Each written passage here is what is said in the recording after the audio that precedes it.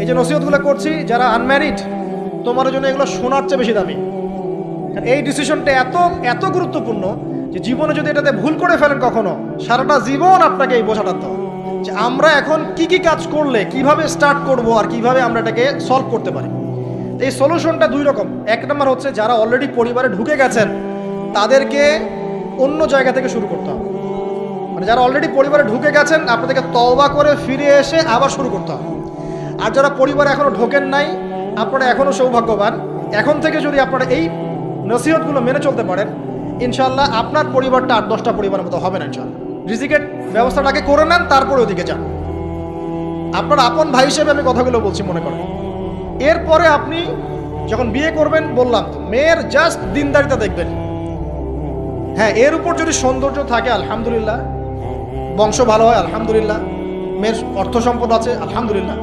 যদি এগুলোর কোনোটাও না থাকে, দিনদারিতা থাকে, জাস্ট ওটাকে দেখেন, আর কিছু দেখার দরকার নেই, কিছু দেখার দরকার নেই। এরপরে আরেকটা কথা বলতে ভুলে গেছি যে আপনি এই লেভেলে যাওয়ার আগে নিজেও পবিত্র থাকার চেষ্টা করেন। আপনি নিজে জেনায় যায় না, নিজে পর্নে যায় না, নিজে হারাম অ্যাফেয়ার্সে যায় না। যদি আপনি যান তাহলে আল্লাহ পাক কিন্তু আপনাকে পবিত্র স্ত্রী নাও দিতে পারেন। এটাই আল্লাহ পাকের নীতি যে একজন পবিত্র মানুষ পায়। ঠিক আছে, যে যেমন আল্লাহ পাক তাকে তেমন মিলিয়ে দেন, এটা আল্লাহ পাকের একটা সুন্নাহ। এর ব্যতিক্রম হতে পারে, কিন্তু আপনি যদি পবিত্র না থাকেন আপনি পবিত্র স্ত্রী নাও পেতে পারেন। তা আপনি আগে নিজে পবিত্র থাকেন, তারপরে আপনি এখন মেয়ে দেখেন। আলহামদুলিল্লাহ, বললাম দিনদারিতা প্রাধান্য দেন। এখানে হাদিসে এটা বলা হয় নাই যে 4টা গুণ দেখে বিয়ে করো, বরং বলা হয়েছে 4টা গুণ দেখে সাধারণত বিয়ে করা হয়। ঠিক আছে, করো আদেশটা এমন নয়, ইনকাহ কথাটা এমন নয়, বা ইনকাহু এমন নয়, তুনকাহু মানে বিয়ে সাধারণত করা হয়। কেউ টাকা দেখে, কেউ সৌন্দর্য দেখে, কেউ দেখে বংশ। তুমি দেখো দিন। নবীজি বলছেন তুমি দিন দেখো, না হলে তোমার হাত ধুলে ধূসরিত হবে, মানে ধ্বংস হয়ে যাবে তুমি। আর দিন দেখার ক্ষেত্রে শুধু বাইরের গেট আপটা যথেষ্ট নয়, তার পড়াশোনা দেখেন, তার হিস্ট্রি ঘাটবেন, তার অতীতে সে কোথায় কোথায় পড়াশোনা করেছে, কি করেছে, খোঁজ খবর নেবেন। হুট করে তাড়াহুড়া করে কোনো ডিসিশন নিয়ে ফেলবেন না, এটা খুব ভুল করে মানুষ। ঠিক আছে, তার হিস্ট্রি ঘাটেন যে সে কোথায় পড়াশোনা করেছে, কি করেছে না করেছে। তার পরিবারের বায়োডাটা ঘাটেন, তার পরিবারের সদস্যরা কেমন, নামাজ পড়ে কিনা, তার ইসলামের প্রতি কেমন ধারণা পোষণ করে। তার মাকে দেখেন, তার মা পর্দা করে কিনা, তার মা ইসলামের উপর আছে কিনা। তার নানিকে দেখেন, তার পরিবারবর্গকে দেখেন, তারপর আপনি ডিসিশন নেওয়াটা সহজ হবে। এগুলোর চেয়ে ব্যতিক্রমও হতে পারে। ওই আজারের পরিবারে ইব্রাহিমের জন্ম হতে পারে, ফেরাউনের আন্ডারে আসিয়ার জন্ম হতে পারে, থাকতে পারে, কিন্তু এটা ব্যতিক্রম। নর্মালি কিন্তু সবসময় এমনটা হয় না। যে প্যারেন্টিংস দিয়ে তারা বড় হয়েছে, ওই প্যারেন্টিংস তাদের মধ্যে থেকে যায়। এই কারণে মেয়ের ব্যাপারে খুব সেন্সিটিভ থাকবেন। আগে পুরো বিষয়গুলো ঘেটে নিয়ে তারপরে আপনি কোনো জায়গায় পা দেন। তারও আগে ইস্তেখারা করবেন আল্লাহর কাছে, যে আল্লাহ আমি তোমার কাছে ইস্তেখারা করছি, আমি জানি না যে কোনটা আমার জন্য ভালো হবে, কোনটা খারাপ। আল্লাহ এটা যদি আমার জন্য ভালো হয় সহজ করে দাও, যদি খারাপ হয় আল্লাহ দূর করে দাও। নিজের উপর চাপ নিয়েন না। তারপরে যদি দেখেন আলহামদুলিল্লাহ দিনদার, আর ডানে বামে দেখার দরকার নাই। যদি আপনি আপনার মনের মতো দিনদার পবিত্র একজন মেয়ে পেয়ে যান, আর যদি সে সুন্দরীও হয় মাশাআল্লাহ, আর ভালো বংশের হয়, তাহলে সারাটা জীবন তাকে নিয়ে কাটিয়ে দেন, সারাটা জীবন তাকে নিয়ে কাটিয়ে দেন, আপনি হ্যাপি হবেন ইনশাআল্লাহ। ডানে বামে দেখার আর দরকার নাই। যদিও একাধিক বিয়ের অনুমতি আছে, কোরআন সুন্নাহয় সব কিছুই আছে, কিন্তু এখন বাস্তবতাটাও বুঝতে হবে। কীরকম? কোরআন সুন্নাহয় এমন অনেক কিছুই আছে যেটা বাস্তবে ইমপ্লিমেন্ট করাটা এতটাও সহজ না। যখন যারা করতে চায় তাদেরকে অনেক অনেক হ্যাসেল পোহাতে হয়, কারণ সমাজটা যেহেতু এমন না। কোরআন সুন্নাহয় আছে যদিও, কিন্তু সমাজটা এমন না। কারণ ওই ব্যক্তি কোরআন সুন্নাহ মানতে গেলে দেখা যায় সমাজ থেকে ব্যাপক হ্যারাসমেন্টের শিকার হয়। যদিও এটা তার দোষ না, এটা আল্লাহ পাক তাকে হয় পরীক্ষা করছেন, অথবা এই ওসিলায় তার গুনাহ মাফ করবেন। কিন্তু নর্মালি যেটা চলছে এখানে আপনি আপনার বেস্টটা নেন, যেটা অপশনাল সেদিকে যাওয়ার দরকার নেই। এটা আমার নসিহত। কারণ সবার ওই শক্তি সামর্থ্য থাকে না সব কিছু সুন্দর মতো টাইটলি হ্যান্ডেল করতে পারবে। আর বলা যত সহজ, করার ব্যাপারটা এতটাও সহজ নয়। সো আর এই তো জেনারেশনের মেয়ের তো দেখছেন, পান থেকে চুন খসলেই দেখবেন যে বিশাল তুল কালাম হয়ে যাচ্ছে। তো যদি আপনাকে আল্লাহ পাক আপনার পবিত্রতার কারণে, আপনার ঈমান আমলের কারণে খুশি হয়ে এমন একজন দিনদার, নেককার, পুণ্যবতী সুন্দরী সুশ্রী স্ত্রী দিয়ে দেন, আর ডানে বামে কখনো দেখবেন না, একদম তাকে নিয়ে পুরো লাইফটা কাটিয়ে দেবেন। ঠিক আছে? এরপরে দোয়া করবেন আল্লাহর কাছে, আল্লাহ এটার মধ্যে কল্যাণ বরকত দান করো। বিবাহের ক্ষেত্রে আপনি মোহরটাকে কম করবেন। আপনি মোহর মানে মেয়েদেরকে বলছি, মেয়ের বাবাদেরকে বলছি, সামর্থ্য অনুযায়ী করবেন, ছেলের সামর্থ্য অনুযায়ী করবেন, তার উপরে বোঝা চাপিয়ে দিবেন না। কিয়ামতের আলামতের হাদিসে আমি এটাও পড়েছি, শেষ জামানায় মোহর অনেক বেশি করা হবে, দেওয়া হবে কম। হয় না এমন? আর বাকি আছে আলামতের কিছু। তো ওই চিটারির মধ্যে নাই। আপনি বলছেন 1 লাখ আমি দিব নগদ, ব্যাস নগদ। বলছেন 5 লাখ দেওয়ার সামর্থ্য আছে আমার, 5 লাখ দিব, যে নগদ শেষ, পরে মাফ নিয়ে নিব, এইসব বার্গেনিং আপনি নাই। আর এখনকার বিবাহগুলো দেখলে মনে হয় যে মেয়ের বাবা ছেলেকে বিক্রি করছে আর ছেলের বাবা মেয়ে কিনছে। সবচেয়ে বেশি মোহর দেখা যায় যে চিটাগাং এরিয়ার দিকে আর কি। এবং আপনি জানেন কি না, সবচেয়ে বেশি বিবাহ বিচ্ছেদ ওই জায়গায় বেশি। বাংলাদেশে বিবাহ বিচ্ছেদ দেখা যায় যে প্রতি 24 ঘন্টায় দেখা যায় 28টা 29টা বাংলাদেশে। হ্যাঁ, শুধু তাই না, আমি দেখলাম যে 10 লক্ষ মেয়ে অতিরিক্ত আছে পুরুষদের তুলনায় সমাজে ঘুরে বেড়াচ্ছে, স্বামী নাই। 10 লক্ষ মেয়ে। এবং এই ডিভোর্স দেওয়ার ক্ষেত্রে দেখা গেছে মেয়েদের প্রবণতা বেশি। 70% মেয়ে ডিভোর্স দিয়েছে, ছেলে দেয় নাই, 30% ছেলে। তাহলে মেয়েদের সাইকোলজি চিন্তা করেন। ও মনে করছে আমি তো এখন শিক্ষিত হয়ে গেছি, তোমাকে আমার দরকার নাই, আমি চাকরি করে খাবো। খুব বেশি শিক্ষিত দরকার নাই আপনার, দিনী শিক্ষা আছে কিনা ওটা দেখবেন। ফ্যামিলিস্ট মেয়েদেরকে নেওয়ার দরকার নাই, আপনি নেবেন ইসলামিক অনুশাসনে চলে এমন মেয়ে। এরপর যখন পরিবার স্টার্ট হবে, আল্লাহর কাছে বরকত চাবেন, বিয়েটা সহজ করে নেবেন। যে বিয়েতে খরচ যত কম, সেই বিয়েতে আল্লাহর বরকত তত বেশি। হাদিস। অলিমা হবে, মাশাআল্লাহ, আপনার বিবাহিত জীবন মোবারক হোক, দোয়া করি।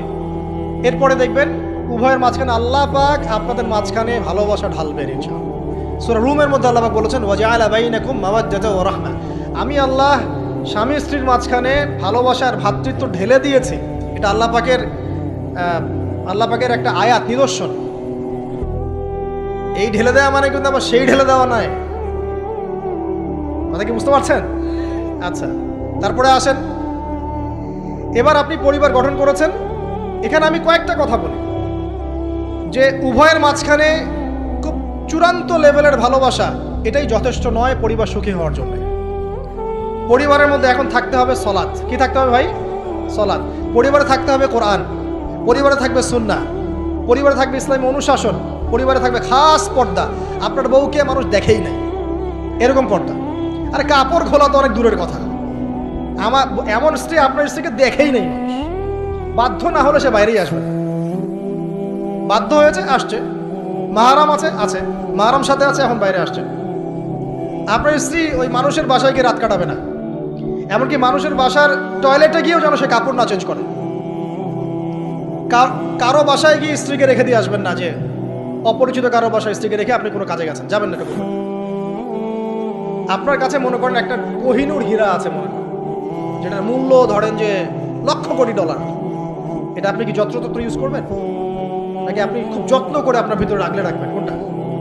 ইসলাম এভাবে নারীকে সম্মানিত করেছে যে তারা আমাদের কাছে এত বেশি প্রেশিয়াস যে আমরা এভাবে যত্ন করে ওদেরকে ঢেকে রাখি। কথা কি বুঝতে পারছেন? আর তোমাদের কাছে মেয়েদের দাম নাই, তোমরা ল্যাংটা হয়ে করো, তোমাদের কে বাধা দিয়েছে? ঘুরছেও তো তাই। আর নগ্নতা বলতে আপনি কি মনে করছেন? খালি কি বিকিনি সংস্কৃতি নগ্নতা? নিসাউন কাসিয়াতুন আরিয়াও তো নগ্নতা, যে নারী পোশাক পরেও নগ্ন হয়ে আছে, এটাও তো নগ্নতা। আর নবীজি বলেছেন যে আরবদের ধ্বংস, লা ইলাহা ইল্লাল্লাহ, আল্লাহ ছাড়া কোনো ইলাহ নাই। কি ভয়ঙ্কর আযাব আসছে। তার স্ত্রী জায়নাব বিনতে জাহাশ তিনি বলছেন, ইয়া রাসূলুল্লাহ আনুহলিক ওয়া ফিনা সালিহিন, আমাদের মধ্যে সলেহ সৎ মানুষ থাকা সত্ত্বেও কি আমরা ধ্বংস হয়ে যাব? নবীজি বলছেন, নাম, হ্যাঁ। ইযা কাসুরাতুল খাবাস, যখন অশ্লীলতা, বেহায়াপনা, নগ্নতা ছড়িয়ে পড়বে, তখন ভালো মন্দ সব ধুয়ে ধ্বংস হয়ে যাবে। এই কারণে নিজে খুব ভালো আছি, ওরা খারাপ, ওদেরকে কিছু বলার দরকার নাই বলে ভালো হয়ে থাকার সুযোগ নাই। ওগুলো যত ছড়াবে, ভালো আলেম জালেম সব ধ্বংস হয়ে যাবে। আল্লাহ বোঝার তৌফিক দান করুন। এবার আপনি আপনার স্ত্রীর সাথে এভাবে হৃদ্যতা মহব্বতের সম্পর্ক রাখবেন আল্লাহর জন্যে। পরিবারের সবার পিছনে আপনি খরচ করবেন, তাদের হক দিবেন। কার জন্যে? পরিবার বর্গের কারো কাছে কিছু পাওয়ার আশায় না। এই ফিলোসফিটা বোঝেন। পরিবারের কারো কাছে থ্যাঙ্কস পাওয়ার আশায়ও না। আপনি আল্লাহর সন্তুষ্টির জন্য ওদের পিছনে খরচ করবেন, ওদেরকে ভালোবাসবেন, ওদের হক আদায় করবেন। কার জন্যে? আল্লাহর জন্য। এবং এর জন্য আপনি নেকি পাবেন ইনশাআল্লাহ। আর যদি আপনি তাদের কাছে কিছু আশা করতে যান, মনে মনে বেশি এক্সপেকটেশন রাখেন, তখন আপনি কি হবেন জানেন? আপনি পদে পদে কষ্ট পাবেন, পদে পদে কষ্ট পাবেন। দেখে নিয়ে শুধু আল্লাহর হয়ে যান, মানে আল্লাহই আপনার আপন, আল্লাহ ছাড়া আপনি কাউরে চেনেন না। আল্লাহ পাক বলেছেন এগুলো করতে, আমি করি। আল্লাহ পাক ভালোবাসা দিয়েছেন সন্তানের প্রতি, স্ত্রীর প্রতি, বাসি।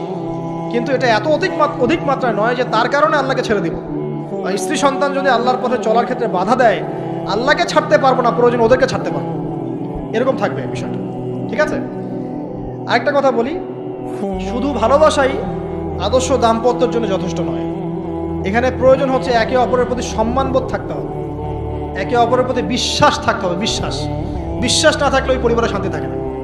আপনি অনেক বড় আলেম, কিন্তু যদি আপনার স্ত্রী আপনাকে বিশ্বাস না করে, আপনি শান্তি পাবেন না।